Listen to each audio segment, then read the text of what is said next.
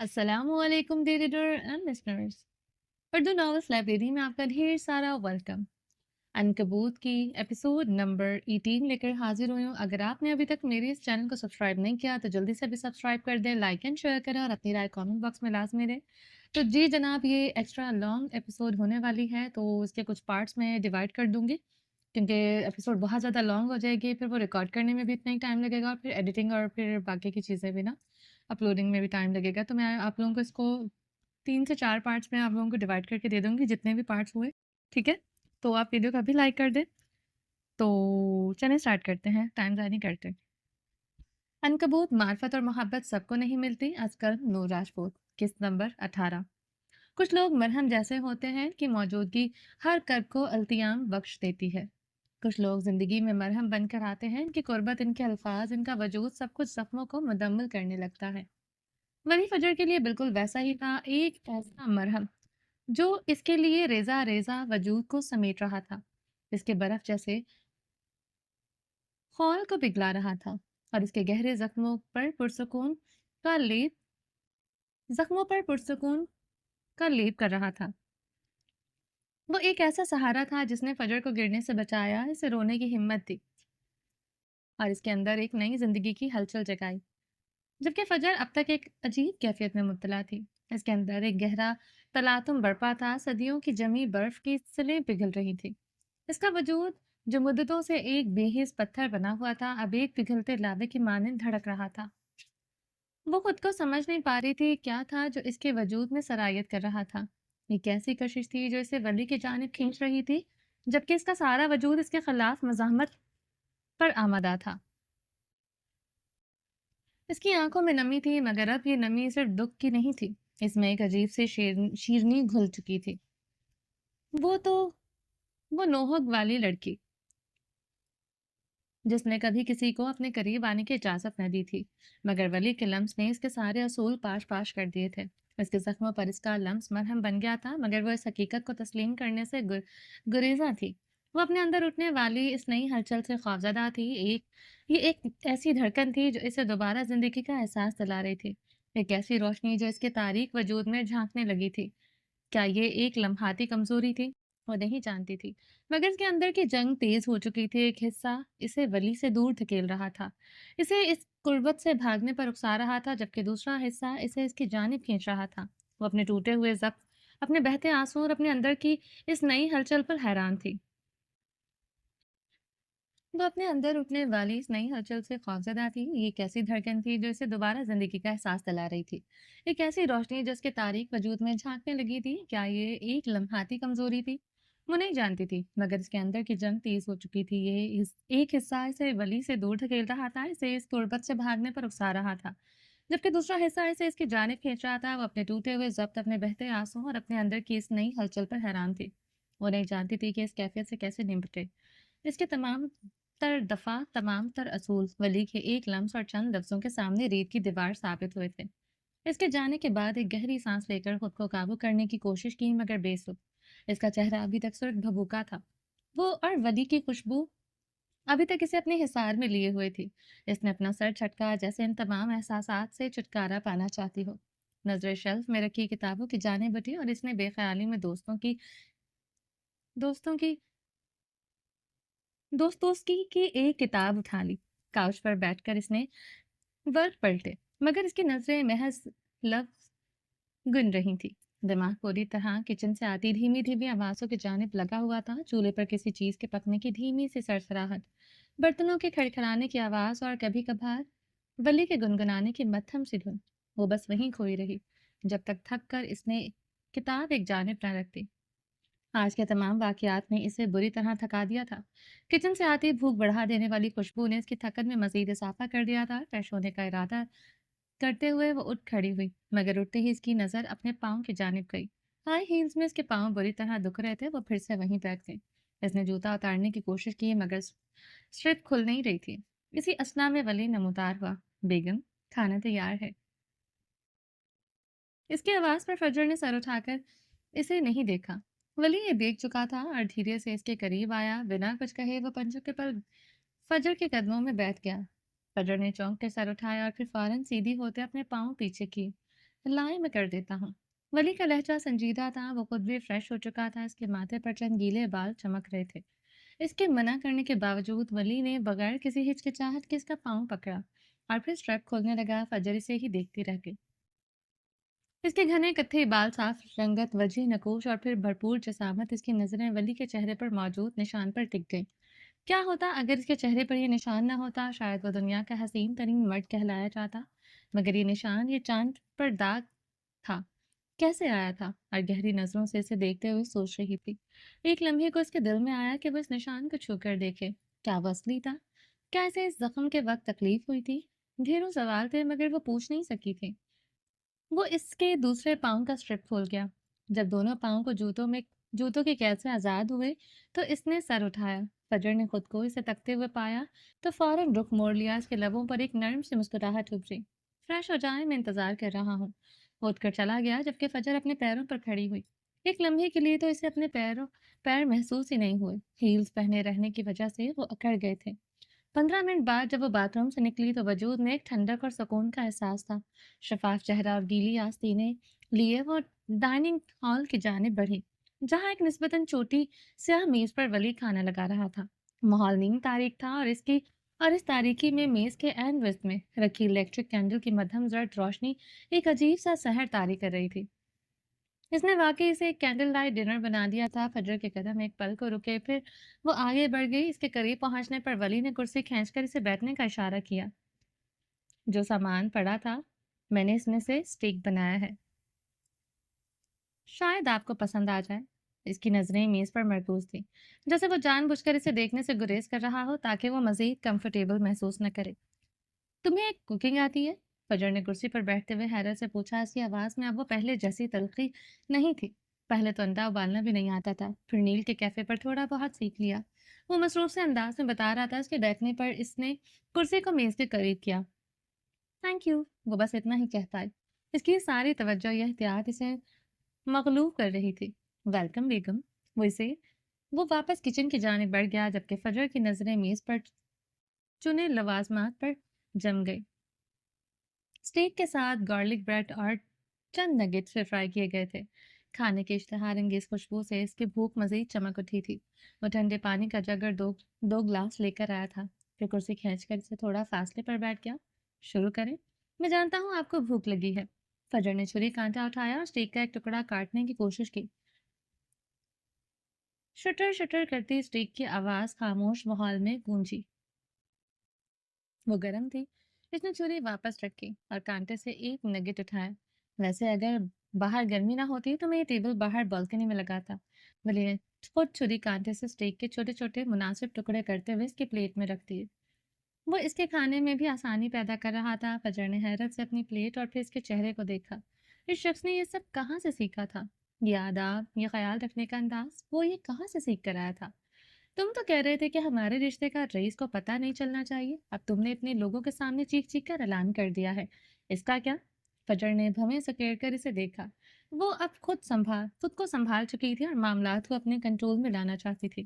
اس کی بات سن کر وہ ہنس دیا، پھر نظر اٹھا کر اسے دیکھا۔ کانٹے پر لگا ہوا نگٹ ہوا میں معلق تھا اور وہ جواب طلب نظروں سے اسے دیکھ رہی تھی۔ بیگم آپ اسٹیک کھائیں، بگ بی کو میں دیکھ لوں گا۔ وہ اتنا پرسکون تھا کہ فجر چڑ گئی۔ تم مجھے بیگم کہنا بند کرو گے؟ مجھے زہر لگ رہا ہے یہ لفظ۔ ضروری ہے بار بار یاد کروانا کہ میں تمہاری بیوی ہوں؟ وہ تب کر بولی۔ ولی نے بمشکل اپنے لبوں پر آئی مسکراہٹ کو روکا۔ آپ کو لگتا ہے آپ میری بیوی ہیں، اس لیے میں آپ کو بیگم کہتا ہوں۔ اس نے سنجیدگی سے مگر آنکھوں میں شرارت لی فجر کو دیکھا اور اس کی بات پر الجھ گئی۔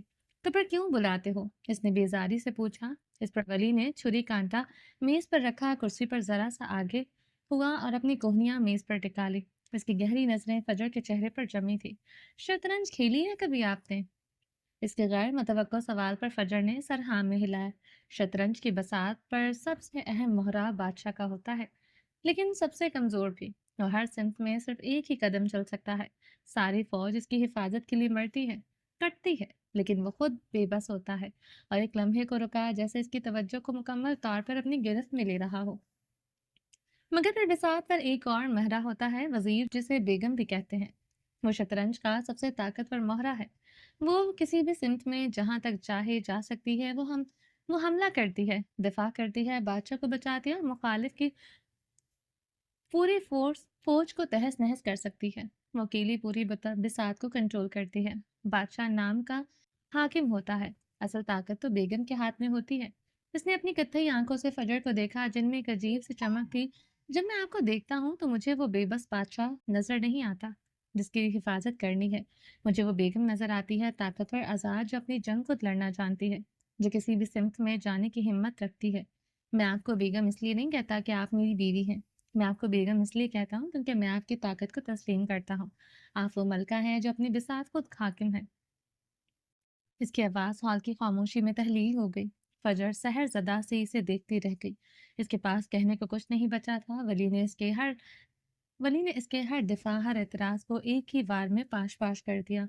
वो लफ्ज़ बेगम, जिसे वो अपनी कैद की ज़ंजीर समझ रही थी, वो तो इसकी ताकत का एतराफ़ था। इस शख्स ने इसके सबसे बड़े खौफ, इस रिश्ते की हकीकत को एक ऐसी ताकतवर और खूबसूरत मिसाल में बदल दिया था कि इसके पास कोई जवाब नहीं था। चंद लम्हे इसे यूं ही देखने के बाद आखिर वो तबकर बोली, आवाज़ में तंज भरने की नाकाम कोशिश कर रही थी। और तुम कौन हो, बादशाह? इस पर वो खिलकर हंस दिया। इसकी हंसी की गूंज इस पुरसुकून माहौल में खनकी। नहीं बेगम, मैं प्यादा हूँ, शतरंज का सबसे मामूली सिपाही, जिसे आपको कामयाब होते देखना है।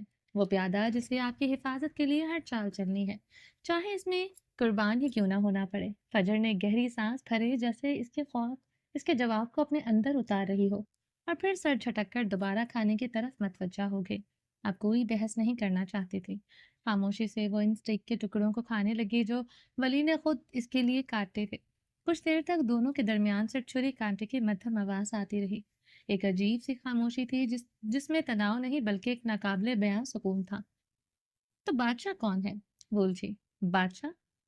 वो तो बिग बी है, इस बिसात के असल हुक्मरान। फजर की तरफ देखा, इसकी आंखों में एक नई चमक थी। जो बिसात बच्ची है ना, इसमें तीन ही अहम मोहरे हैं जिनकी चालें सबसे ज्यादा मायने रखती हैं।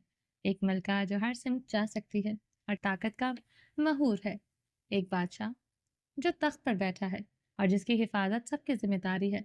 और एक प्यादा जो इन दोनों के दरमियान पुल का काम करता है। फजर ने अपने आईब्रोज कहा, तो तुम्हारा मतलब है कि तुम इस बादशाह के लिए मुझे बचा रहे हो? इसकी आवाज में तंज था, जो इसकी हैरत को छुपाने की नाकाम कोशिश कर रही थी।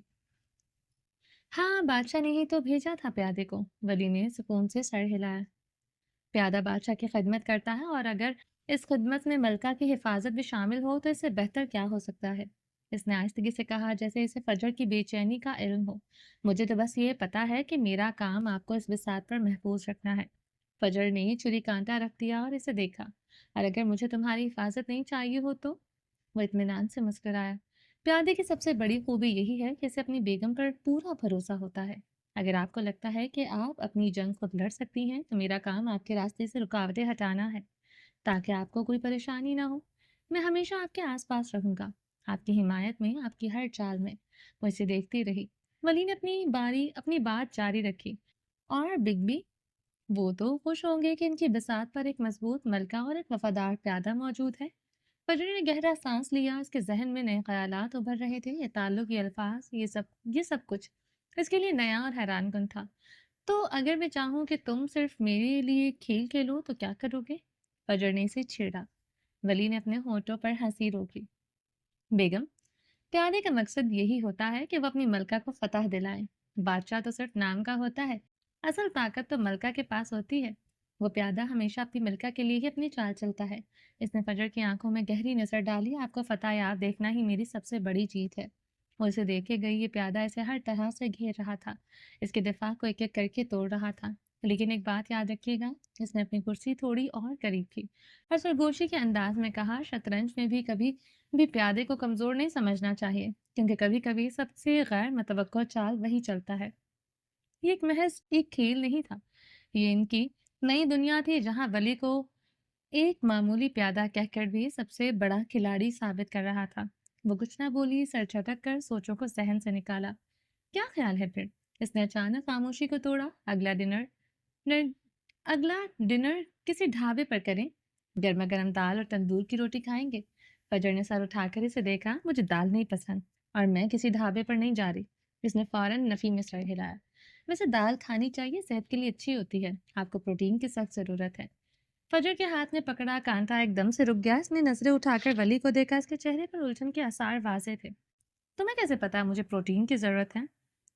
इस सवाल पर इसके चेहरे पर एक शरारती सी मुस्कुराहट फैल गई। इसने एक हाथ अपनी थोड़ी तले रखा और दूसरा मेज पर टिकाते हुए जरा सा आगे झुककर इसे बगौर देखा। मैं चाहता हूँ अगली दफा आपको गले लगाने के लिए मुझे पूरी बाहें खोलनी पड़े, मगर आप काफी दुबली पतली। इसके बाकी अल्फाज मुंह में ही रह गए। फजर की आंखें पहले शदीद सदमे और फिर आग उगलते गुस्से से फैली। इसका चेहरा लम्हों में सुर्ख पड़ गया। इसने हाथ में पकड़ा कांटा पूरी ताकत से वली के मेज पर रखे हाथ की पुष्ट पर घुसा दिया। आह सालिम औरत! इसकी एक दबी दबी सी चीख उभरी। खबरदार जो आइंदा मुझसे इस तरह फ्री होने की कोशिश की तो गला यहीं काट दूंगी। फजर ने अब मेज पर रखी स्टेक नाइफ उठाई। इसके हाथ गुस्से से लरस रहा था। वली ने अपना हाथ चटका। नन्हे नन्हे खून के कतरों को देखकर जिसने जल्दी से उबल पड़े थे। मारने काटने के अलावा और कोई काम आता है आपको? इसने टिश्यू उठाकर अपने हाथ पर रखा और फजर को यकदम एहसास हुआ वो जो कुछ मजीद सख्त सुस्त सुनाना चाहती थी वहीं चुप कर गई। इसकी नजरें वली के हाथ पर जम गई। सफ़ेद टिश्यू चंद ही लम्हों में सुर्ख हो चुका था। एक पल के लिए इसका सारा गुस्सा उड़नच हुआ और एक गहरे मलाल ने आ घेरा। जख्म ज़्यादा गहरा नहीं था और ना ही इसके चेहरे पर शदीद तकलीफ के आसार थे, मगर ज्यादा लगी है। इसने इसकी घुटी घुटी सी आवाज उभरी। कांटा हाथ से छूट कर गिर गया। इसे अपनी बेख्तियारी पर शदीद गुस्सा आया। वली ने सर उठाकर इसे देखा। जब इसकी आंखों में अपने लिए खालिस फिक्र देखी तो दिल को जैसे ही ठंडक का एहसास हुआ। हाँ ना, बहुत ज्यादा लगी है, घायल हो गया हूँ। वह अब भी अपनी मुस्कुराहट छुपाए से देख रहा था, जैसे इसकी हालत से लुत्फ अंदोज हो रहा हो। दिखाओ मुझे। इसने अब अपना हाथ आगे बढ़ाया। वली ने फौरन अपना जख्मी हाथ इसके सामने कर दिया। खून के वो नन्हे कतरे बार बार रिस रहे थे। इसे अब शदीद अफसोस हो रहा था। फर्स्ट एड बॉक्स कहाँ है? वो ये पूछते हुए अपनी जगह से उठी। किचन में दाएं जानिब वाले दूसरे कैबिनेट में। वो इस पर नजरें जमाए एक मसरूर सी कैफियत में बोला। वो तेज तेज कदमों से किचन की जानिब बढ़ी और कुछ ही देर में सफेद रंग का डब्बा उठाए वापस आई। इसे खोलकर रूल के फाहे से इसके जख्म को निहायत एहतियात से साफ किया और इस पर सनी प्लास्टर चिपका दिया। इस सारे अमल के दौरान वो बस नरम गरम सी नजरों से इसे देखता रहा। वैसे लोग आपको ठीक ही वैशी औरत कहते हैं। दूसरी बार आपने मेरा हाथ जख्मी किया है। क्या ऑब्सेशन है आपको मेरे हाथों से? इसने शरारत से पूछा। रईस की गर्दन तो वो भूल ही गया था। फजर ने डब्बा बंद करते हुए से घूरा। अगर तुम अपनी जुबान बंद और हाथ काबू में रखो तो ऐसा बिल्कुल नहीं होगा। ये तो नामुमकिन है। इसने अपना दूसरा सही सलामत हाथ बढ़ाकर इसके जूड़े से निकली बालों की एक लट को नरमी से इसके कान के पीछे अड़स दिया। इस गैर मुतवक्को लम्स पर डब्बा बंद करते हुए फजर के हाथ एकदम साकत हो गए। इसने नजर उठाकर इसे देखा। इसकी आंखों में अब गुस्सा नहीं सिर्फ हैरत थी। इतना फ्लर्ट कहाँ से सीखा है तुमने? मत भूलें मैं आधा अंग्रेज भी हूँ और हमारे यहाँ से फ्लर्ट नहीं तारीफ करना कहते हैं। उसकी बात सुनकर तासुस से सर हिलाती हुई डब्बा उठाकर वापस किचन के जाने पड़ गई। बेशरम अंग्रेज! इसकी धीमी सी बड़बड़ाहट सुनकर वली बेसाख्ता हंस दिया। इसने अपने जख्मी हाथ को देखा जिस पर सनी प्लास्टर लगा था। एक मुस्कुराहट इसकी लबों पर फैल गई। वो वाकई पागल औरत थी। पहले जख्म देती थी फिर खुद ही मरहम लगाती थी। वापसी का सफर काफी पुरसुकून था और ज्यादा कुछ नहीं बोला। आज का दिन इसकी जिंदगी के खूबसूरत दिनों में से एक था। गाड़ी में बैठते ही इसने स्टार्ट स्टार्ट किया और धीमे सुरों में एक गाना बजाया, बिल्कुल तितलियों जैसा। आसमान जमीन को आसमान बनाओ, सितारों से सजाओ अगर तुम कहो। मौसीकी इतनी मधुर थी कि इसके अल्फाज दिल में उतर रहे थे। वली ने एक नज़र फजर पर डाली। वो खिड़की से बाहर भागते हुए नज़ारन को देख रही थी। इसका चेहरा बेतासुर था। वली मुस्कुराया। ऐसे मालूम था कि इसके अंदर बहुत कुछ चल रहा था। जब वो थक गई तो उसने गर्दन मोड़कर इसे देखा। तुम इंडियन गाने कब से सुनने लगे हो? वो कुछ कुछ हैरान थी। नील की मेहरबानी है। उर्दू अच्छी करनी थी ना, बस इसीलिए इसके साथ सुनता रहा। इंडियन पाकिस्तानी सभी इसी नुए की दहाई है, 80-90 की दिहाई के। इसने हल्के से गुनगुनाना शुरू किया। मैं तितलियों के पीछे भागूं, मैं जुगनुओं के पीछे जाऊं। इसे स्कॉटिश उर्दू में गुनगुनाता देख वो बमुश्किल हंसी जब्त कर पाई। गाड़ी तरन्नुम हाउस के सामने आकर रुकी। تو اس نے میوزک بند کر دیا اس سے پہلے کہ وہ باہر نکلتی بالآخر اس نے پوچھ ہی لیا، ڈنر کیسا رہا؟ بہت برا، فجر نے بیگ اٹھاتے ہوئے کہا۔ ولی نے گاڑی لاک کر دی اور اس کی طرف مڑ کر دیکھا، کتنا برا؟ آنکھوں میں لوہے سے چمک تھی۔ اتنا برا کہ دل کر رہا ہے تمہارا حشر نشر کر دوں، وہ مصنوعی خفگی سے بولی۔ اتنا برا کہ اب آپ کو ہر طرف میری خوشبو آئے گی۔ اس کی بات سن کر فجر کے گال فوراً لال ہوئے۔ لاک کھولو ورنہ سچ میں ہاتھ کاٹ دوں گے، اس نے ولی کے جملے کا اثر زائل کرنے کے لیے غصے سے کہا۔ اس نے مسکراتے ہوئے لاک کھول دیا۔ آج فجر کو بہت تنگ کر لیا تھا، آج کے لیے اتنا کافی تھا۔ وہ تیزی سے باہر نکلی۔ اس نے ذرا جھکتے ہوئے کہا، صبح لینے آؤں گا، تیار رہیے گا۔ گارڈ نے گیٹ کھول دیا۔ وہ بنا اس کی طرف دیکھے اندر داخل ہو گئی، جبکہ وہ مسکراتا ہوا آگے بڑھ گیا۔ وہ اماں اور بانو سے ملنے کے بعد سیدھا اپنے کمرے میں آئی۔ آج کا دن اتنا لمبا تھا کہ اسے یوں محسوس ہوا جیسے اس نے پوری زندگی جی لی ہو۔ دن بھر کی تھکن اور ولی کے ساتھ گزرا وقت سب کچھ اس کے ذہن میں گھوم رہا تھا۔ جہاں تکلیف ملی تھی وہیں اس نے مرہم رکھ دیے تھے۔ فریش ہونے کے لیے جیسے ہی اس نے اپنی کلازٹ سے کپڑے نکالے، ایک عجیب سی مہک کا احساس ہوا۔ اس نے گردن چکا کر خود کو اسمیل کیا۔ یہ ولی کی خوشبو تھی جو اس کے لباس سے آ رہی تھی۔ اس کی اپنی تمام مہنگی خوشبوئیں اس خوشبوؤں کے سامنے دم توڑ جاتی تھیں۔ وہ ٹھیک کہہ رہا تھا، یہ آدمی مجھے پاگل کر دے گا۔ وہ مزید کچھ نہیں سوچنا چاہتی تھی، اس لیے اسے یہ جلد از جلد فریش ہونا تھا۔ رئیس گروپ کے ہیڈ آفس کے وسیع و عریض کئی کنالوں پر پھیلی ہوئی پچھلی حدود پر وقت جیسے تھم گیا تھا۔ یہاں کی خاموشی کو صرف تیز ہوا کی سائیں اور گھاس کے ٹکرانے کی سرسراہٹ توڑ رہی تھی۔ عروضہ چند منتخب سیکیورٹی گارڈز کے ساتھ کھڑی تھی۔ ان کا لباس ہوا میں ایک بے قابو پرچم کی طرح لہرا رہا تھا۔ سب کی نظریں آسمان پر مرکوز تھیں، جہاں ایک سیاہ نقطہ تیزی سے بڑھتا ہوا آ رہا تھا۔ جلد ہی وہ نقطہ ایک دھاتی شکرے کی شکل اختیار کر گیا اور فضا میں ہیلی کاپٹر کے بلیڈز کی کان پھاڑ دینے والی پھڑپڑاہٹ گونجنے لگی۔ نیچے اترتے ہوئے ہیلی کاپٹر کا دباؤ اتنا شدید تھا کہ زمین پر موجود خشک پتے اور دھول کا ایک طوفان اٹھا، جس نے چند لمحوں کے لیے منظر کو دھندلا دیا۔ گارڈز نے آنکھوں پر ہاتھ رکھ لیے، مگر عروضہ مضبوطی سے اپنی جگہ جمی رہی۔ اس کی آنکھیں ایک سیاہ چمکتے ہوئے عفریت پر جمی تھی جو اب زمین کو چھونے والا تھا۔ جیسے ہی ہیلی کاپٹر کے پہیے مخصوص دائرے میں اترے، اس کے بلیڈز کی رفتار آہستہ آہستہ کم ہونے لگی، مگر ان کی پیدا کردہ ہوا اب ارد گرد کے ماحول پر حاوی تھی۔ دروازہ ایک ہموار مکان کی آواز کے ساتھ کھلا اور ایک چمکدار سیاہ اطالوی جوتا باہر نکلا۔ اس کے بعد رئیس مکمل طور پر باہر آیا۔ اس نے ایک بے داغ سیاہ 3 پیس سوٹ پہن رکھا تھا، جس کے بٹن کو لیتے تیز ہوا اس کے سوٹ کو چھو کر گزر رہی تھی، مگر اس کے چہرے یا تاثرات پر کوئی اثر نہیں ڈال سکی تھی۔ اس کی آنکھوں میں ایک سرد اور گہری سنجیدگی تھی، جیسے وہ اس دنیا کے شور و غل سے ماورا ہو۔ اس کے پیچھے مراد عالم اترا۔ دونوں کے قدم جیسے ہی زمین پر پڑے، ہیلی کاپٹر کے شور کا اثر ختم ہونے لگا اور رئیس کی موجودگی کا دبدبہ حاوی ہوتا چلا گیا۔ وہ پورے اعتماد نپے تلے قدموں سے عروسہ کی جانب بڑھے۔ ان کے قدموں کی آہٹ میں ایک عجیب سی ٹھنڈی اتھارٹی تھی۔ باس، عروضہ نے آگے بڑھ کر کہا۔ سلام دعا کی رسمی کارروائی کی یہاں گنجائش نہیں تھی۔ ماحول خود بتا رہا تھا کہ معاملہ سنگین ہے۔ رئیس نے صرف سر ہلایا۔ اس کی نظریں سامنے شیشے اور اسٹیل کی سے بنی دیو ہیکل عمارت پر تھی۔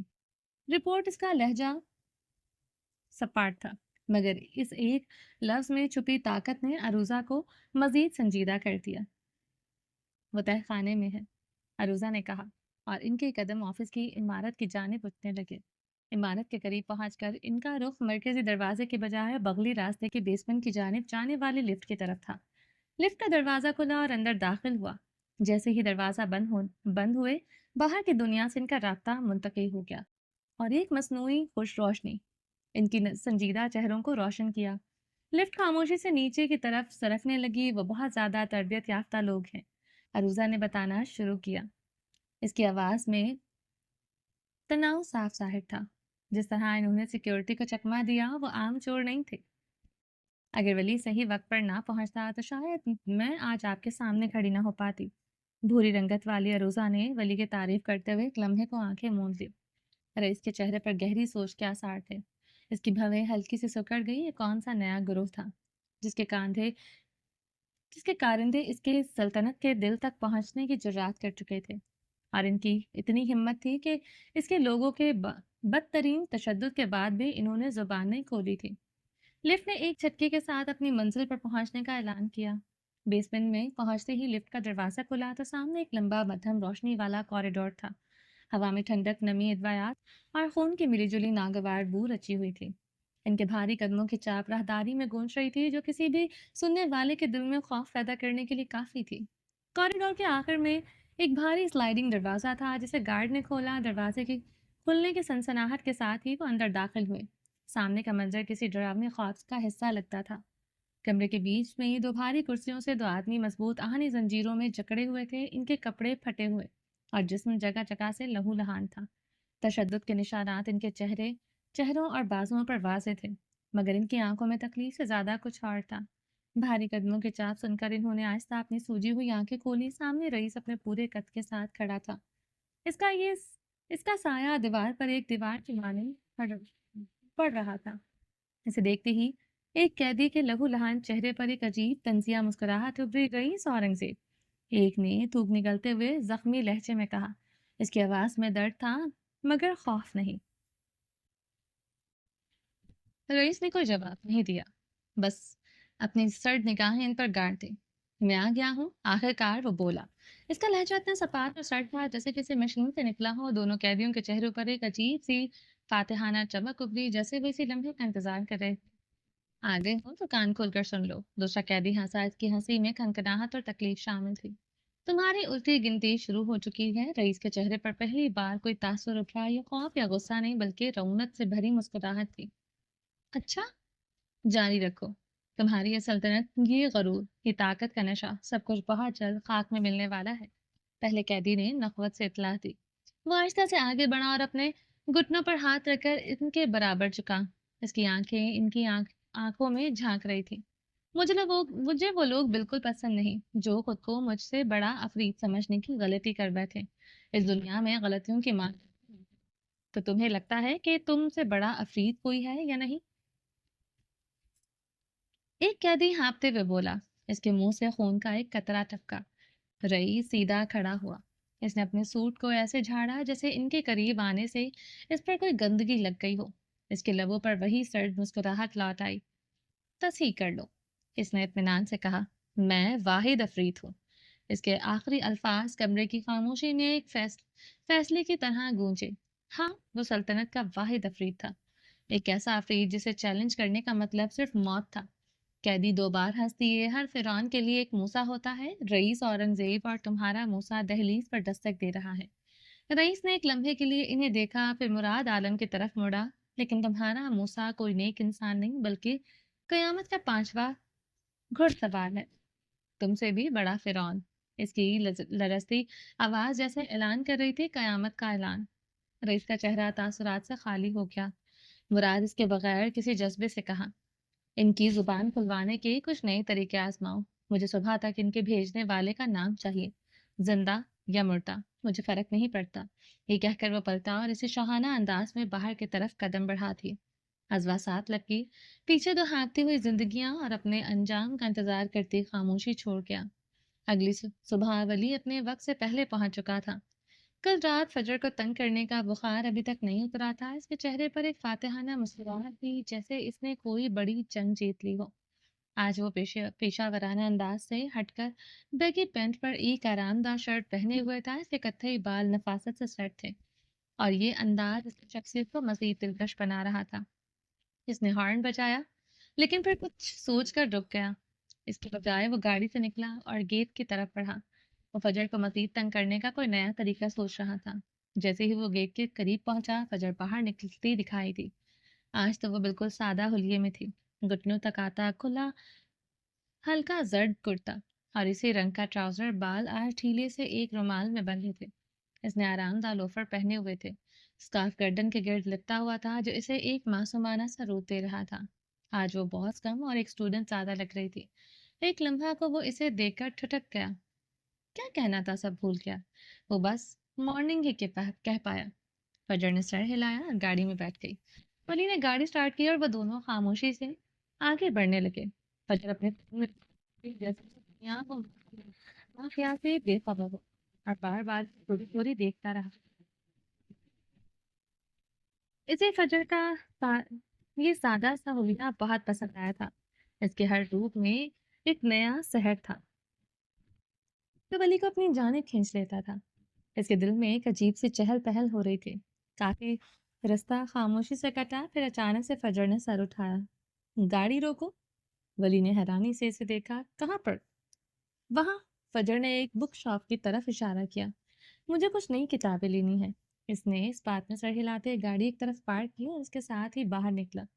अंदर से दुकान काफी बड़ी थी और शेल्फों पे लगी किताबों के आसपास किताबी लोग घूम रहे थे। किताबों की खुशबू ने पूरे माहौल को मुअत्तर कर रखा था। फजर की आंखों में चमक थी। किताबों को देखकर इसे यूं लगा जैसे वो किसी जन्नती बाग में आ गई हो। वो तेजी से एक शेल्फ की तरफ बढ़ी और किताबें उठा उठा कर देखने लगी। इसकी आंखों पर चश्मा जमा हुआ था। वो किसी फलसफे की तरह संजीदगी से किताबों के अनवानात का मुताला कर रही थी। वली एक जानिब ठहर कर इसे देखने लगा। इसके चेहरे पर एक धीमी सी मुस्कुराहट थी। फजर को किताबों में खोया देखकर इसे अजीब सा सुकून महसूस हो रहा था। वो उसके बालों की ढीली सी पोनी नुमा रुमाल को देख रहा था और इनसे निकली लटें जो इसके नाजुक चेहरे को झूल रही थी। जब वो बोर होने लगा तो फजर की जानिब बढ़ा। एक बात बताएं। अंदाज काफी संजीदा था। फजर ने सिर्फ हूँ कहा। ऐसी लड़की जो एक आर्टिस्ट हो, चश्मे लगा हुआ हो और जो फॉरेनर काफ्कार को फर्नांडिस काफ्कार को पढ़ती हो। इसे शादी करने के लिए क्या करना होगा? फजर ने पहले हैरत से इसे देखा, फिर इसे एक खुरी से नवाजा। पहले खुदकुशी करनी होगी, फिर दूसरा जन्म लेकर आना होगा, क्योंकि पहले जन्म में तो नामुमकिन है। वो इसके तपे हुए जवाब पर बेसाख्ता हंस दिया।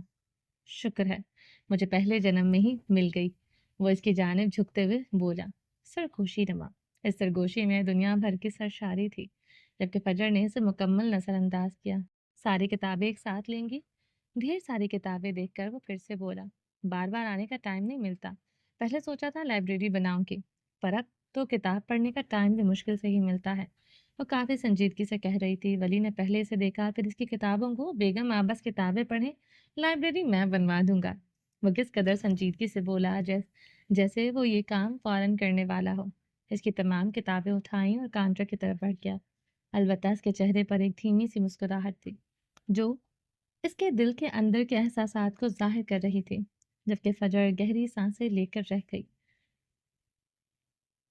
जैसे ही दोनों गाड़ी से उतरकर ऑफिस की मरकजी इमारत की जानिब बढ़े, फजर ने महसूस किया जैसे फिजा में कुछ बदल गया था। हमेशा की तरह चहल पहल थी। चहल पहल तो थी, मगर आज हर चीज, हर चेहरा एक खास तजस्सुस और हैरत से भरा था। नजर आ रहा था वो लोग जो आमतौर पर एक संजीदा और बेहद मसरूफ मैडम के तौर पर जानते थे, आज इनकी आंखों में कुछ और ही कहानी थी। जैसे ही वो मरकजी दरवाजे से अंदर दाखिल हुए, इन्हें महसूस हुआ जैसे तमाम नजरें इन पर जम गई हों। लॉबी में खड़े लोग, कॉरिडोर से गुजरते मुलाजमीन और यहाँ तक कि इस्तकबालिया पर मौजूद अमला भी इन्हें एक अजीब सी हैरत और तजस्सुस से देख रहा था। सरगोशियां हल्की थी लेकिन मौजूद थी। ये कल रात के वाक़ये की वजह से था। किसी ने इनकी वीडियो सोशल मीडिया पर वायरल कर दी थी, जो रेस्तरां से साइबर सिक्योरिटी फोर्सेस से दरख्वास्त के बाद रिमूव कर दी गई थी। मगर लोग फिर भी देख चुके थे। इसने वली की जानिब देखा। वो मुकम्मल तौर पर पुरएतमाद और बेपरवाह नजर आ रहा था। इसके चेहरे पर वही पुरसकून संजीदगी जिसका ऑफिस में खासा थी। वो बेनियाज अंदाज में चलता रहा जैसे इसे इन बदलती नजरों से कोई फर्क नहीं पड़ता था। मगर फजर के दिल की धड़कनें तेज होती जा रही थी। वो जानती थी ये सब किस वजह से था। रात के वाक़ये की खबर यकीनन जंगल की आग की तरह फैल चुकी थी। वली सिर्फ मैडम का पीए नहीं, ये तो इनका शौहर भी है। सरगोशियां जारी थी। इसे महसूस हुआ कि वो सबकी नज़रों में अपने वली के साथ खड़ी फजर थी। एक ऐसी फजर जो ना सिर्फ एक आला अहदे पर फाइज थी, बल्कि अब इसकी ज़ाती ज़िंदगी भी लोगों के लिए एक मौजू बन चुकी थी। जबकि वली हमेशा की तरह पुरसकून अंदाज में फजर के पीछे चलता रहा। जैसे इन्होंने जीने चढ़ना शुरू किए, इन्होंने देखा कि इनके फ्लोर पर भी लोग अजीब नजरों से इन्हें देख रहे थे। इनके ऑफिस के फ्लोर पर खामोशी कुछ ज्यादा ही कह रही थी। लोग नजर झुकाने की कोशिश कर रहे थे, लेकिन इनकी आंखें बार बार उठकर इन्हें देख रही थी। یہ صرف ایک تجسس نہیں تھا بلکہ ایک نئی قسم کا احترام بھی تھا۔ ولی کا کل کا عمل لوگوں کے ذہنوں میں گہرا نقش چھوڑ چکا تھا۔ فجر اپنے کیبن کی طرف بڑھی اور ولی کے پیچھے خاموشی سے چلتا رہا۔ ان کے کیبن میں داخل ہوتے ہی لابی میں پھیلی ہوئی سرگوشیوں کا شور بھی آہستہ آہستہ بلند ہونے لگا۔ فجر نے کیبن کا دروازہ بند کیا اور ایک لمبی سانس لی۔ اس کا دل ابھی تک بے ترتیب دھڑک رہا تھا۔ وہ جانتی تھی کہ یہ صرف آج کی بات نہیں تھی، اب ان کے تعلق کی نوعیت بدل چکی ہے اور آفس میں ان کی حیثیت بھی اس سے متاثر ہوگی۔ ولی نے اس کی طرف دیکھا، اس کے چہرے پر دبی ہوئی مسکراہٹ تھی۔ لگتا ہے خبر پھیل چکی ہے، اس نے نرم لہجے میں کہا، جیسے یہ کوئی عام بات ہو۔ فجر نے اسے گھور کر دیکھا، یہ کوئی مذاق نہیں ہے، اب ہر کوئی ہمیں مختلف نظروں سے دیکھے گا۔ ولی نے اس کی بات کاٹتے ہوئے پرسکون لہجے میں کہا، آپ اپنا کاروبار دیکھیں، نظریں میں سنبھال لوں گا۔ اس کی آواز میں ایک ایسا پر اعتماد لہجہ تھا جو فجر کو مزید الجھا گیا۔ وہ جانتا تھا کہ اس نے جو کچھ بھی کیا وہ اپنی بیوی کے لیے کیا تھا اور اس میں اسے کوئی شرمندگی نہیں تھی۔ وہ بیگ پٹکتے ہوئے کرسی پر گرنے والے انداز میں بیٹھی۔ تم نے یہ سب جان بوجھ کر کیا؟ وہ اسے گھور رہی تھی جو پرسکون تھا۔ نہیں، ایک لفظی جواب آیا۔ وہ یقین کرنے کی کوشش کرنے لگی لیکن ہیزل آنکھوں میں شک تھا۔ خیر، ابھی آپ چائے پیئیں، میں بگ بی سے ملنے جا رہا ہوں۔ وہ اپنے دورے سے واپس آ گئے ہیں اور یقیناً اسی سلسلے میں مجھے طلب کیا گیا ہے۔ اس نے گھڑی پر نظر ڈالتے سنجیدگی سے کہا اور پھر ایک نظر فجر کو دیکھا جو کچھ نہ بولی، صرف اسے دیکھتی رہی۔ وہ دروازے کی جانب بڑھا، پھر رک گیا، پلٹ کر اسے دیکھا۔ دعا کیجیے گا انہیں مطمئن کر پاؤں، ورنہ آپ آج سے اصل بیوہ بن کر گھومیں گی۔ شٹ اپ، وہ تڑکی۔ Okay, take care. وہ مسکرا کر باہر نکل گیا جبکہ وہ جلد تپ کر رہ گئی تھی۔ رئیس کا دفتر اس وقت کسی قلعے کے مانند لگ رہا تھا جہاں خاموشی اور طاقت ایک ساتھ حکمرانی کرتے نظر آ رہے تھے۔ شیشے کی اونچی دیواروں سے شہر کا وسیع منظر دکھائی دیتا تھا، مگر اس وقت کمرے میں موجود 4 افراد کی توجہ کا مرکز وہ شہر نہیں تھا۔ فضا میں ایک عجیب سی کشیدگی تھی، اتنی گہری کہ اسے چھوا جا سکتا تھا۔ رئیس اپنی مخصوص شاہانہ کرسی پر براجمان تھا اور اس کے عقب میں کھڑی عروسا کے ہاتھ میں پکڑے ٹیبلٹ پر کل رات کی ویڈیو بے آواز چل رہی تھی۔ اسکرین پر وہ لمحہ بار بار آ رہا تھا جب ولی نے فجر کے چہرے کو اپنے ہاتھوں کے پیالے میں تھام رکھا تھا۔ یہ ایک ایسا منظر تھا جس میں اپنائیت بھی تھی اور سرعام ایک اعلان بھی۔ رئیس نے ایک طویل گہری نظر ویڈیو پر ڈالی اور پھر اپنی نگاہیں سامنے بیٹھے ولی پر جما دی۔ ولی کے ساتھ والی کرسی پر مراد عالم بیٹھا تھا۔ اس کے چہرے پر سنجیدگی اور تفکر کے ملے جلے تاثرات تھے، لیکن ولی وہ حد درجہ پرسکون اور بے تاثر تھا۔ اس کے چہرے پر نہ کوئی خوف تھا نہ پشیمانی، ایسا لگتا تھا جیسے وہ کسی دوست سے ملنے آیا ہو، نہ کہ اپنے افرید جیسے ماموں کے سامنے ایک سنگین وضاحت پیش کرنے۔ رئیس کے سوالیہ نگاہیں گویا اس کے وجود کو چیر کر اندر جھانکنا چاہتی تھی۔ آخر کار اس نے ہی خاموشی توڑی۔ اس کی آواز میں وہی ٹھہراؤ تھا جس کی شخصیت کا خاصہ تھا۔ جب انہوں نے بدتمیزی کی تھی تو مجھے یہ کرنا پڑا، اس نے نہایت سادگی سے کہا۔ اگر میں انہیں سب کے سامنے اپنی بیوی تسلیم نہ کرتا تو وہ عورت کبھی اپنی حرکت پر معذرت نہ کرتی، اور جو فجر کا دل دکھاتا اس کا مداوع نہ ہو پاتا۔ وہ اس قدر اطمینان سے بول رہا تھا کہ ایک لمحے کے لیے رئیس کو بھی حیرت ہوئی۔ اس نے کرسی سے ٹیک لگائی، اس کی انگلیوں نے میز کے کنارے کو تھپ تھپانا شروع کر دیا۔ اس کی آنکھوں میں سوچ کی گہری پرچھائیاں ابھر آئیں۔ وہ اپنے اس ذہین بھانجے کو جانچ رہا تھا جو ہر مشکل صورتحال کو اپنے حق میں موڑنے کا فن جانتا تھا، اور کل رات بھی اس نے یہی کہا تھا، اور اس نے تمہیں اس حرکت پر کچھ نہیں کہا؟ اس بار رئیس کی بھویں تن گئیں۔ اس کے لہجے میں اب بھی شک کی ہلکی سی لکیر تھی۔ ولی کے لبوں پر ایک لمحے کے لیے مسکراہٹ آئی اور فوراً غائب ہو گئی۔ اس نے ایک اداکاری سے بھرپور آہ بھری، اتنی اچھی نہیں ہے وہ مجھے جو بخش دیں، یہ دیکھیں ان کی جارحیت کا ثبوت۔ اس نے اپنا ہاتھ آگے بڑھایا جس کی پشت پر ایک چھوٹا سا سنی پلاسٹر چپکا ہوا تھا۔ اس نے احتیاط سے پلاسٹر اتارا اور نیچے موجود زخم دکھایا۔ کانٹا گھسا دیا میرے ہاتھ میں، وہ کس قدر معصومیت اور بےچارگی سے بول رہا تھا کہ رئیس کے تنے ہوئے اعصاب فوراً ڈھیلے پڑ گئے۔ ایک گہری سانس اس کے سینے سے خارج ہوئی۔ اس نے صرف اس بات میں سر ہلایا، گویا اس نے ولی کی منطق اور اس نتیجے کو قبول کر لیا تھا۔ عقب میں کھڑی عروسا کی نظریں اب بھی ولی پر جمی تھی، پتہ نہیں کیوں، مگر اس کے اندر کچھ کھٹک رہا تھا۔ ولی کا یوں فجر کو سرعام اپنی بیوی کہنا، اس کے لیے فکر مند ہونا، یہ سب اسے صرف ایک ڈرامے سے کہیں زیادہ لگ رہا تھا۔ اسے اس پر इस पुरसकून चेहरे के पीछे छुपे असली महरक़ात नज़र नहीं आ रहे थे और यही बात इसे बेचैन कर रही थी। कुछ देर मज़ीद रस्मी गुफ्तगू के बाद वो उठ खड़ा हुआ। मुझे अभी निकलना होगा, आज कुछ ज़रूरी काम है। अब वो मुकम्मल तौर पर रिलैक्स था। वो जानता था कि इसने एक महाज सर कर लिया था। अलबत्ता बादशाह और बेगम के बीच वो वाकई एक घनचक्कर बन चुका था। जैसे ही वो दरवाजे के बाहर निकला, अरूजा भी खामोशी से इसके पीछे हो ली। इनके जाते ही दफ्तर की खामोशी मजीद गहरी हो गई। मुराद ने कुर्सी पर पहलू बदला और संजीदगी से रईस को देखा। इसकी आंखों में वो सवाल था जो वली के सामने नहीं पूछ सकता था। क्या लगता है, वली पर इस कदर अंधा भरोसा करना ठीक रहेगा? रईस ने अपनी कुर्सी घुमाई और शीशे के पार फैले शहर को देखने लगा। इसका चेहरा बिल्कुल तासुरात से आरी था। तुम जानते हो मुराद, मैं जब भरोसा करता हूँ तो अंधा भरोसा करता हूँ। वो मुझे जीत चुका है। वो एक लम्हे के लिए रुका। दफ्तर में मुकम्मल सकूत तारी था। मैं इसे हर्ट नहीं करना चाहता, लेकिन इसने अपनी बात अधूरी छोड़कर एक लंबा सांस लिया। अगर मैंने इसे धोखा दिया तो फिर मेरे पास इसके लिए एक सरप्राइज है। अगर इसने धोखा दिया तो फिर मेरे पास इसके लिए सरप्राइज है। इसका चेहरा निहायत सर्द और सपाट था। इसके लहजे में बर्फ सी ठंडक थी जिसने मुराद के अंदर तक कपकपी तारी कर दी। इस एक पल मुराद आलम ने दिल की गहराइयों से दुआ की कि वली कभी अपने रईस को धोखा देने की गलती ना करे। वो दोनों एक दूसरे से जिस तरह जुड़ चुके थे, इसके बाद बिछड़ना या धोखा देना किसी एक की नहीं बल्कि दोनों की ही तबाही का बायस बनता। और रईस का पुरस सरप्राइज यकीनन कोई खुशगवार तोहफा नहीं हो सकता था।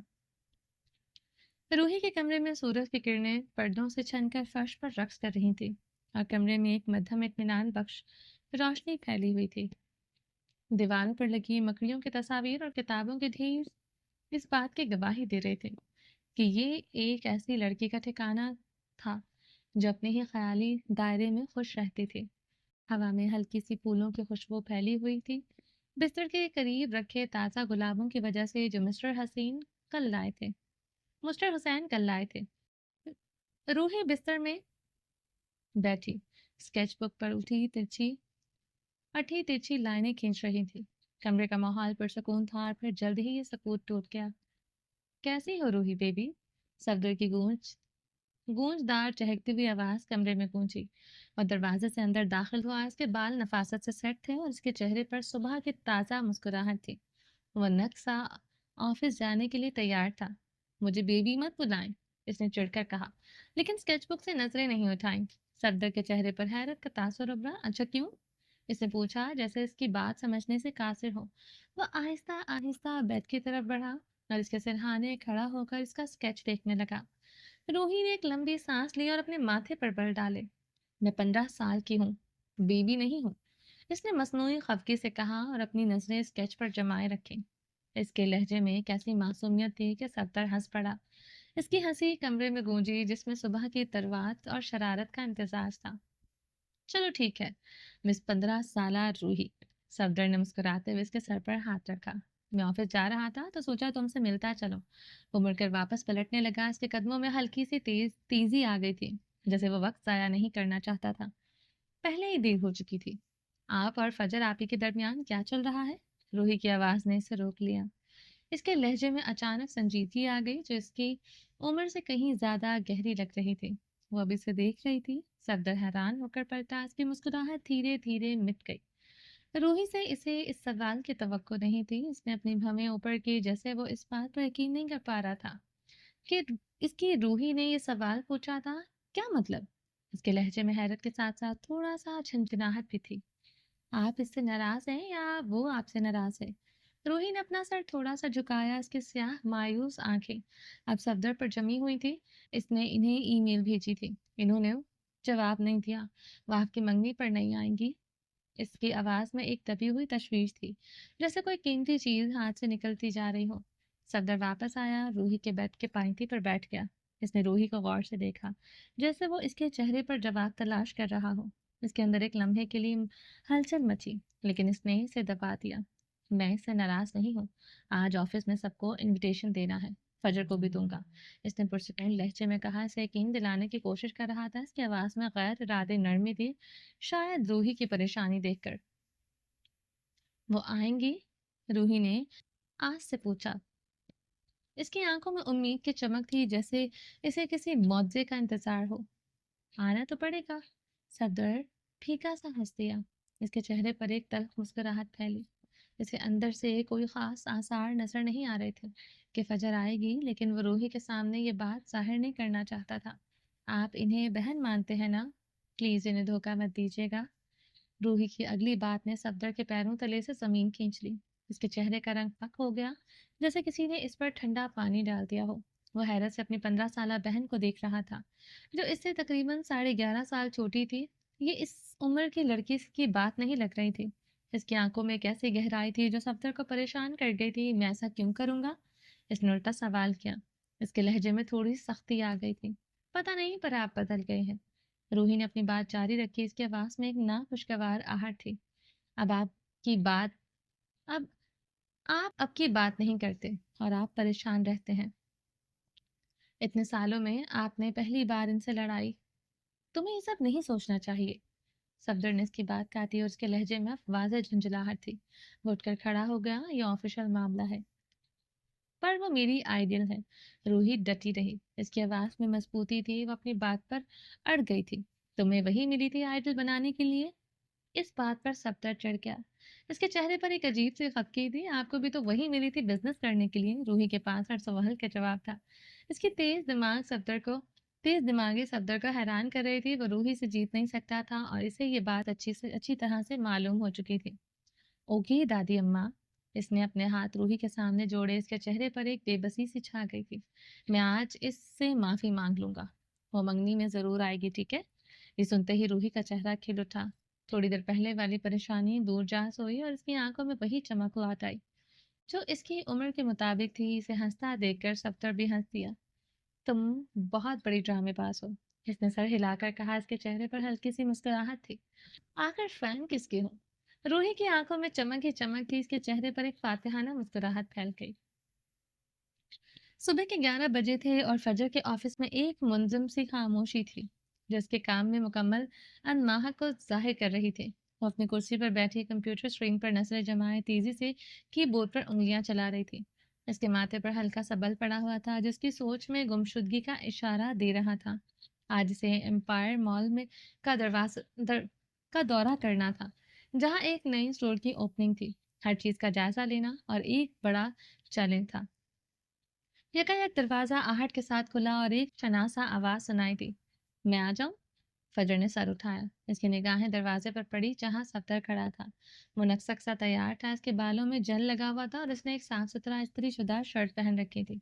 इसके हाथ में खूबसूरत सी सजी हुई बास्केट थी, जिसमें कुछ चॉकलेट्स और तहाइफ नजर आ रहे थे। फजर से देखकर पहले तो हैरान हुई, फिर एक लम्हे की खामोशी के बाद इसने सर हिलाकर अंदर आने की इजाजत दी। इसके चेहरे पर कोई खास तासुर नहीं था, जैसे वो अपनी हैरत को छुपा रही हो। सफदर अंदर आया। इसके कदमों में हल्की सी थकावट और एक दबी हुई बेचैनी थी। इसने एक अजीब सी मुस्कुराहट के साथ फजर की तरफ देखा। कैसी हो डायन? आज वो काफी दिनों बाद पहले जैसा नजर आ रहा था।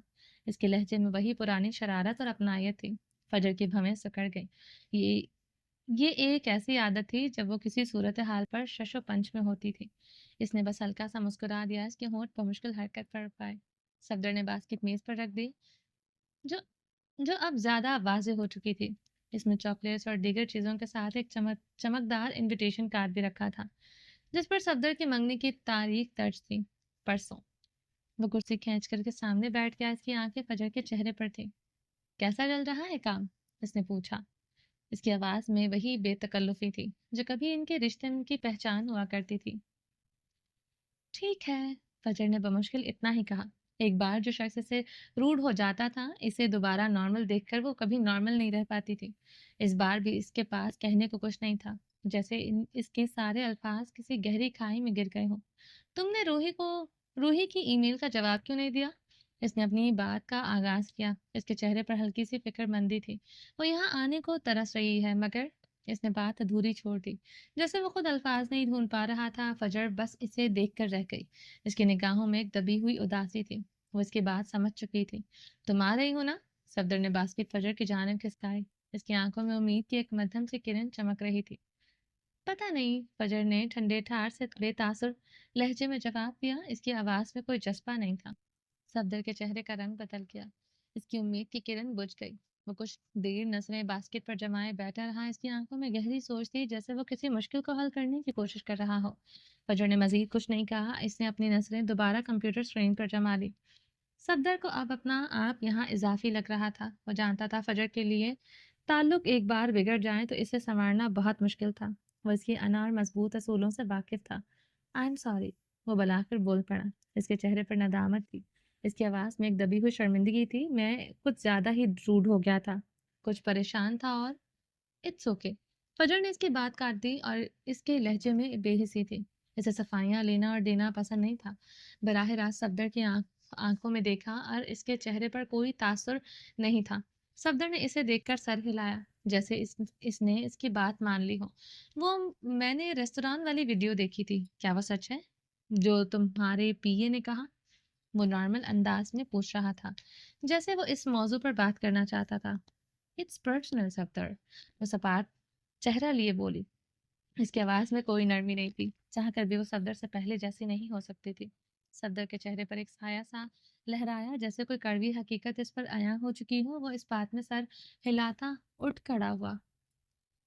एम्पायर मॉल वाली ऑफर कबूल करके तुमने अच्छा किया। वो फीका सा मुस्कुराया। इसकी हंसी में कोई खुशी नहीं थी। फिर वो पलट गया। इसके कदम दरवाजे की तरफ बढ़ने लगे। अभी वो दरवाजे के करीब पहुंचा ही था जब फजर की आवाज़ सुनाई दी। मैं नहीं आऊंगी। सफदर के कदम साकित हो गए। इसका दिल डूब कर उभरा, जैसे किसी ने इस पर भारी पत्थर रख दिया हो। इसने थूक निगल कर गला तक किया।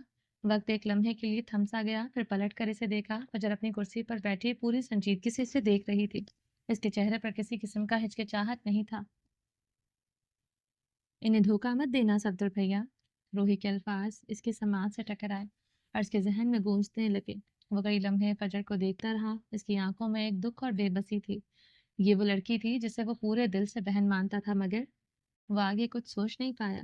फिर वो इस बात में सर हिलाकर बिना कुछ कहे कमरे से बाहर निकल गया। दरवाजा हल्की सी आहट के साथ बंद हो गया। सफदर के जाते ही फजर ने अपना रुका हुआ सांस बहाल किया। इसके अंदर कहीं कुछ टूटा था, एक नाजुक शीशा जो बिखर गया था। लेकिन यही हकीकत थी, इसके दिल में एक अजीब सी घुटन थी, एक कड़वाहट जो इसके हलक में अटक गई थी। वो जानती थी कि वो ताल्लुकात ठीक करने में इतनी माहिर होती तो आज अम्मा इसकी बेहतरीन दोस्त होती। इसकी ज़िंदगी के तजुर्बात ने इसे सिखाया था कि कुछ ज़ख्म ऐसे होते हैं जो कभी नहीं बढ़ते, कुछ ताल्लुकात ऐसे होते हैं जो एक बार बिगड़ जाएं तो इन्हें संवारना बहुत मुश्किल होता है। सफदर का यहाँ आना, इसकी माफ़ी, इसकी कोशिशें, सब कुछ इसे बेमायने लग रहा था। बल्कि इसे अफसोस हो रहा था। वो ये सब नहीं जानती थी। वो जानती थी वो चाहकर भी ताल्लुक ठीक नहीं कर पाएगी।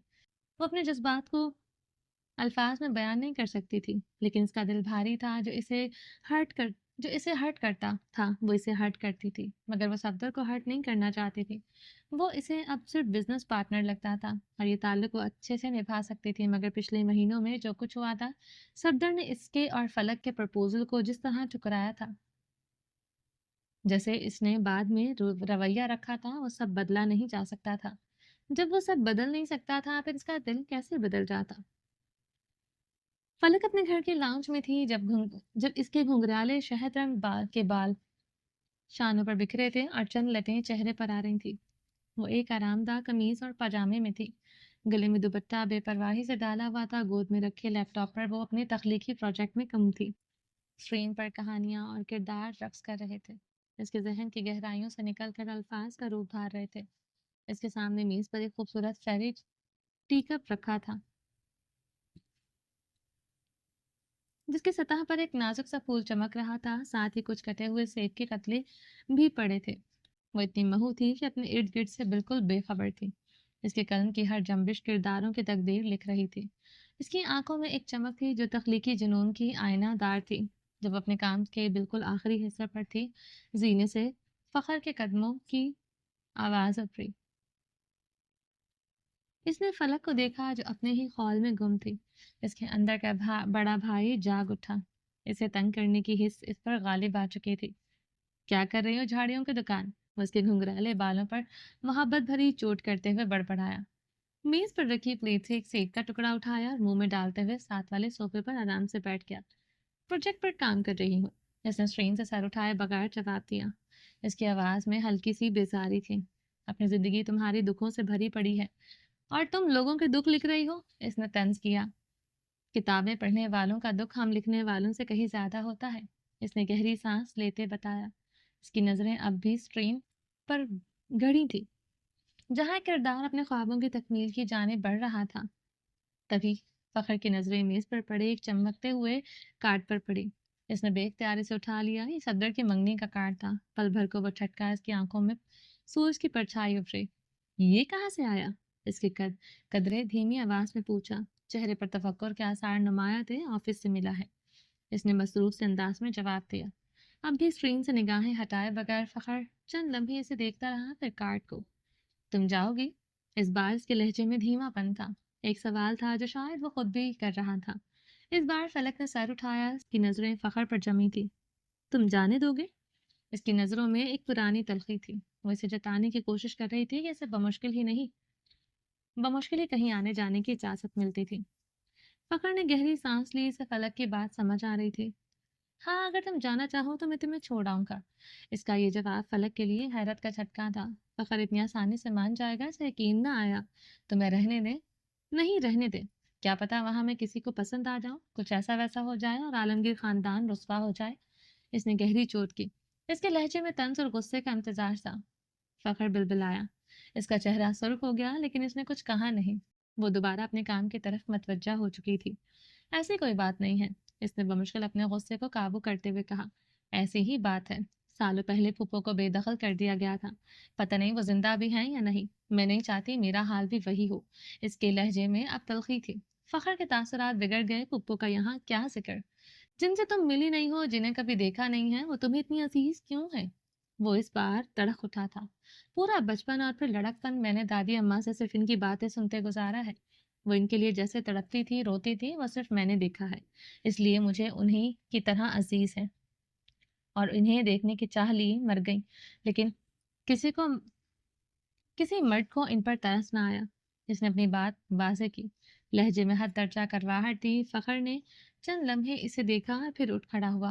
میں بشارت بھائی، ابا جی اور داجی جیسا نہیں ہوں۔ تمہیں جانا ہو تو بتا دینا، میں چھوڑ آؤں گا۔ وہ اطلاع دیتے ہوئے باہر کی جانے بڑھا۔ میری پارٹنر نہیں جا رہی تو میں بھی نہیں جاؤں گی۔ فلک کی آواز نے دروازے تک اس کا پیچھا کیا۔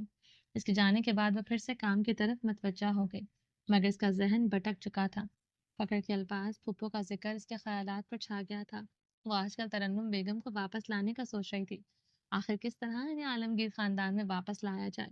ابھی تک اس نے کسی سے بھی ان کا ذکر نہیں کیا تھا۔ وہ صحیح موقع کی تلاش میں تھی، جو پتہ نہیں سے ملتا بھی یا نہیں۔ رات کی سیاہی گہری ہو چکی تھی اور لاہور کی جگمگاتی روشنی آسمان پر بکھرے تاروں کا مقابلہ کر رہی تھی۔ امپائر مال کا وسیع و عریض احاطہ بھی رات کی اس پرنور رونق میں ڈوبا ہوا تھا۔ فجر اپنی مخصوص چال اور پراعتماد انداز میں آگے بڑھ رہی تھی۔ اس کے دائیں جانب رئیس تھا، اس کے چہرے پر ایک پراسراریت سی تھی اور آنکھیں چمک رہی تھی، اور بائیں جانب اس کا ولی خاموشی سے اس کے قدم سے قدم ملا کر چل رہا تھا۔ لوگ بے اختیار انہیں دیکھ کر ٹھٹک جاتے۔ ایسا لگتا تھا جیسے کوئی قدیم شاہی جلوس گزر رہا ہو، جہاں ایک ملکہ اور اس کے دو بااعتماد محافظ مہو سفر ہوں۔ ان کے پیچھے کچھ فاصلے پر ازواج سیکیورٹی کی ذمہ داریاں سنبھالے ہوئے تھیں، جبکہ ولی کی جانب مراد تھا۔ وہ اسٹور دیکھنے آئی تھی۔ مال کے مرکزی حصے میں چند سٹورز خالی پڑے تھے، جو اپنی نئی نئی شناخت کے منتظر تھے۔ ان میں سے ایک سٹور ایسا تھا جس میں ابھی تک ٹائلز بھی نہیں رکھی تھی، صرف کچی زمین اور دیواریں تھیں، مگر اس کی لوکیشن ایسی تھی کہ اسے نظر انداز نہیں کیا جا سکتا تھا۔ فجر کی نظریں اسی سٹور پر جمی تھی۔ اسے اس کی لوکیشن بے حد پسند آئی تھی اور وہ اسے ہی مینار کے لیے منتخب کرنا چاہتی تھی۔ وہ سٹور کے دروازے پر رک گئی، اس کی نگاہیں اندر کے خالی ڈھانچے پر مرکوز تھیں۔ اس جگہ کو تیار ہونے میں کتنا وقت لگے گا؟ فجر نے رئیس کی طرف رخ کرتے ہوئے اسے پوچھا۔ اس کی آواز میں ایک دھیما لیکن فیصلہ کن لہجہ تھا۔ رئیس نے ایک لمحہ کے لیے اسٹور کا جائزہ لیا، اس کے ہونٹوں پر ایک معنی خیز مسکراہٹ ابھری۔ تمہاری مرضی کی تکمیل کے لیے تو وقت خود بھی اپنی رفتار بدل دیتا ہے، مگر حقیقت میں اس نے ایک گہرا سانس لیا۔ ٹائل سے لے کر داخلی سجاوٹ تک اس میں کم از کم 3 ماہ لگیں گے۔ ہر ظاہر ہے مینار کے معیار کو برقرار رکھنے کے لیے ہم کوئی سمجھوتا نہیں کریں گے۔ فجر کی بھویں تن گئی۔ 3 ماہ؟ اس نے سوالیہ نظروں سے رئیس کو دیکھا، جو اپنی شخصیت کے ساتھ پورے ماحول پر چھایا ہوا تھا۔ جانے لوگ ایسے کیسے نظر انداز کرتے تھے۔ ये तो बहुत ज़्यादा है। मुझे ये स्टोर 1 माह के अंदर मुकम्मल और हालत में चाहिए। मैं इतना वक़्त एक प्रोजेक्ट के पीछे ज़ाया नहीं कर सकती। इसने अपनी परेशानी बयाँ की। रईस के होठों पर फैली मुस्कुराहट गहरी हुई। 1 माह तुम हमेशा नामुमकिन की तलबगार रहती हो। ये एक कच्चा ढांचा है। इसे एक मुकम्मल और शानदार स्टोर में बदलना है। वक़्त तो लगेगा, वो इसी इत्मीनान से बोला। वो इसे स्टोर दिखाने खुद आया था। इससे बड़ी बात हो सकती थी भला? मैं जानती हूँ, और यही तो चैलेंज है। इसने बेनियाज़ी से कंधे उचकाए। ये आपके मॉल में सबसे कीमती जगह है, और मुझे मालूम है कि आपके पास बेहतरीन टीम मौजूद है। अगर आप चाहें तो 2 हफ्तों में भी ये मुमकिन है। इसकी आवाज़ में ख़ास किस्म का लहजा था जो रईस को अच्छी तरह मालूम था। इसके लिए नामुमकिन क्या था? तो गोया तुम चाहती हो कि मैं अपनी तमाम तर मशीनरी और इफ़रादी क़ुव्वत को सिर्फ़ इस एक स्टोर की तकमील पर लगा दूँ। ये मेरा पूरा निज़ाम दरम-बरम कर देगा। जताती नज़र और इस दराज़ लिबास वाली लड़की पर डाली जिसका चेहरा शफ़ाफ़ था। उसके बालों में बंधा वो रुमाल किस कदर अच्छा लग रहा था। वह इस रुमाल को देखे गया।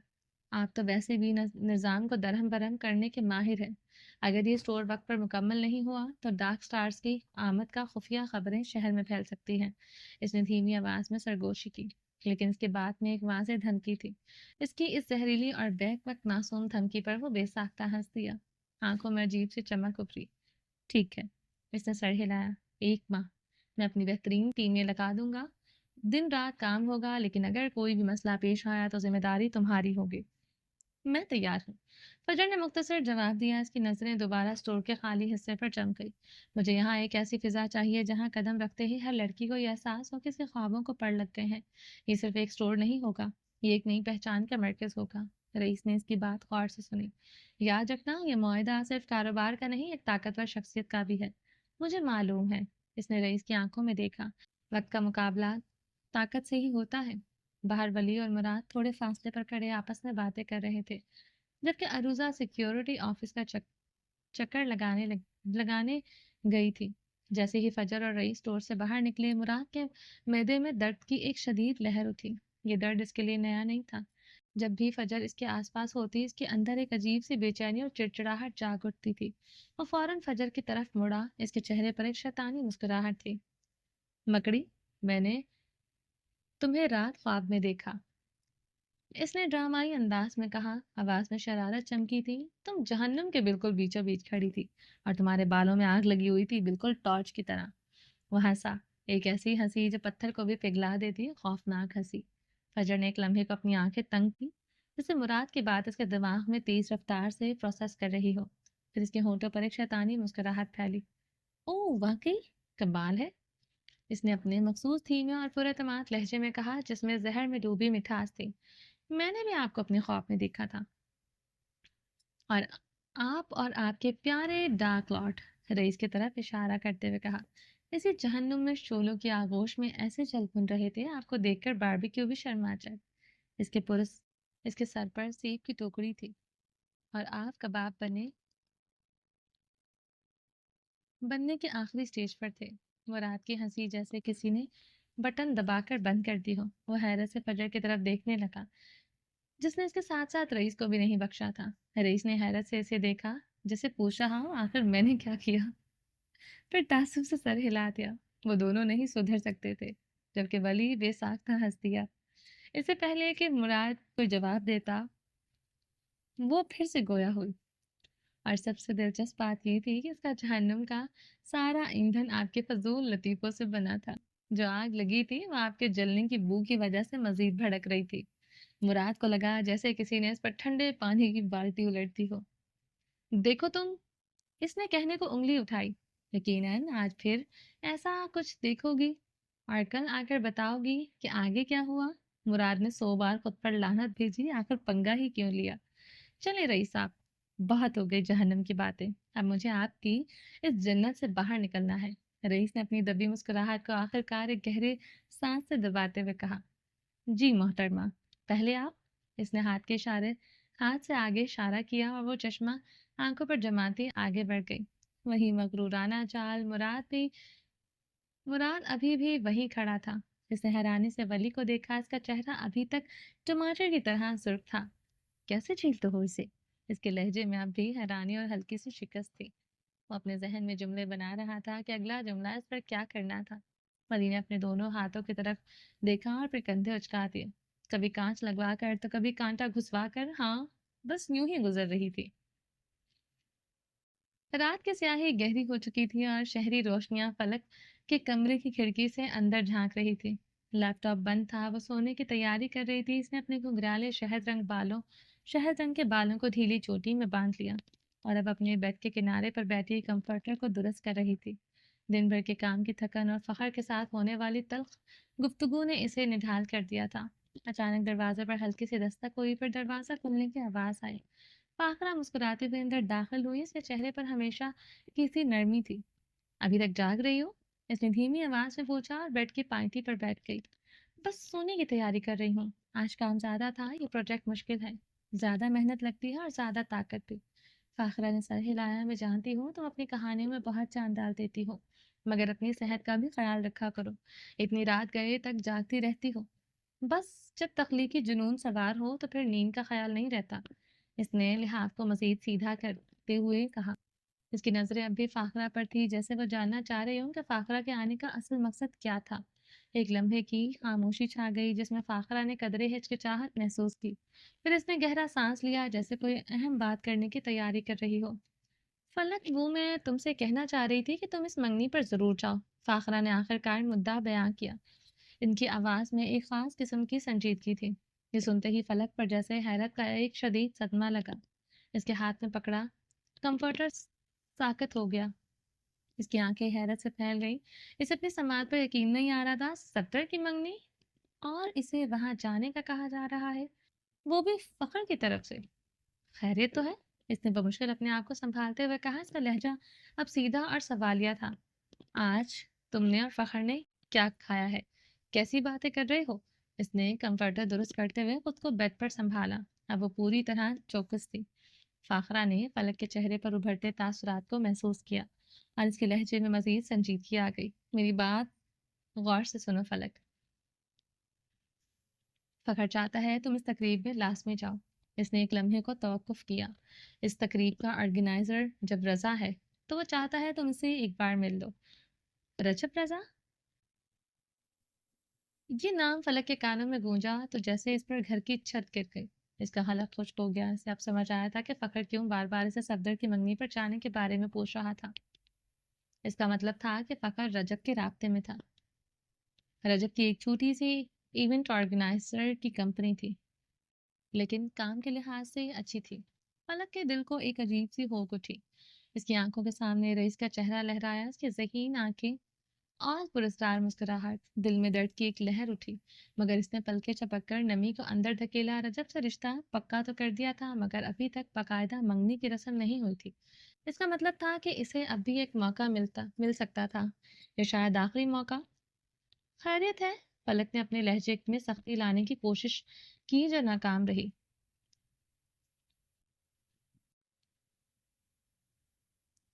خیریت ہے؟ فخر نے اپنے لہجے میں سختی لانے کی کوشش کی جو ناکام رہی۔ ہمارے گھر کے مرد اتنے کھلے دل بلکہ اتنے بےغیرت کب سے ہو گئے؟ وہ مجھے اس شخص کو دیکھنے کی اجازت دیں جس سے مجھے نتھی کیا گیا ہے۔ اس کا حلق کڑوا ہو رہا تھا، اس کے اندر ایک بغاوت جاگ رہی تھی۔ فاخرہ نے اس کی تلخی کو محسوس کیا اور گہری سانس لی۔ فخر کو تمہارا احساس ہے، وہ چاہتا ہے کہ تم دونوں ایک بار مل لو تاکہ تمہیں مزید کوئی شکایت نہ رہے۔ تمہارا مستقبل ہے فلک۔ فخر اس لیے پریشان ہے کہ تم دونوں نے کبھی ایک دوسرے کو دیکھا تک نہیں۔ ابھی تو میرا جانے کا کوئی ارادہ نہیں ہے، اس نے بات ختم کرنے کے انداز میں کہا۔ اس نے تکیہ درست کیا اور لیٹ گئی، کنفرٹر کو اپنی گردن تک کھینچ لیا جیسے دنیا سے اپنا تعلق کاٹ رہی ہو۔ فاخرہ نے تعصب بھری کوئی نظروں سے دیکھا۔ وہ جانتی تھی کہ اس کی آنکھیں رئیس کے علاوہ کسی اور کو دیکھنا نہیں چاہتی۔ یہی حقیقت فخر کے لیے بھی ایک پریشانی کا باعث تھی۔ فاخرہ کو اس کی اندرونی کشمکش صاف نظر آ رہی تھی۔ ایسے موقع بار بار نہیں ملتے فلک، مل رہا ہے تو حال سے جانے مت دو۔ میں تھک گئی ہوں، مجھے نیند آ رہی ہے۔ فلک نے اپنی آنکھوں پر بازو رکھ لیا جیسے کوئی بات مزید سننا نہیں چاہتی تھی۔ فاخرہ اٹھ کھڑی ہوئی۔ اس نے ایک لمحے کے لیے اس کی طرف دیکھا، پھر دھیمی آواز میں کہا، ٹھیک ہے تم آرام کرو۔ وہ دروازے کی جانب بڑھ گئی۔ بتی بجھا دے؟ اس نے بازو ہٹائے بغیر کہا تو فاخرہ نے لائٹ آف کر اور کمرے سے باہر نکل گئی۔ جبکہ پیچھے فلک اپنے گھائل وجود کے ساتھ لیٹی رہ گئی۔ اس کے ذہن میں رجب رضا کا نام اور رئیس کا چہرہ مسلسل گھوم رہا تھا۔ ایک غیر یقینی مستقبل اس کا منتظر تھا۔ وہ نہیں جانتی آگے کیا ہونے والا تھا اور سو تو اب نہیں سکتی تھی۔ نیند کوسوں دور بھاگ چکی تھی۔ وہ اپنا تھکا ٹوٹا جسم اور ذہن لیے یوں ہی لیٹی رہی۔ چلیں جی باقی کا نیکسٹ پارٹ میں کنٹینیو کریں گے۔ امید ہے آپ کو یہ ایپیسوڈ پسند آئی ہوگی۔ چینل کو سبسکرائب نہیں کیا تو جلدی سے بھی سبسکرائب کر دیں، لائک اینڈ شیئر کریں اور اپنی رائے کامنٹ باکس میں لازمی دیں۔ اپنا ڈھیر سارا خیال رکھیے گا، مجھے دعاؤں میں یاد رکھیے گا۔ ملتے ہیں نیکسٹ پارٹ میں، تب تک کے لیے اللہ حافظ۔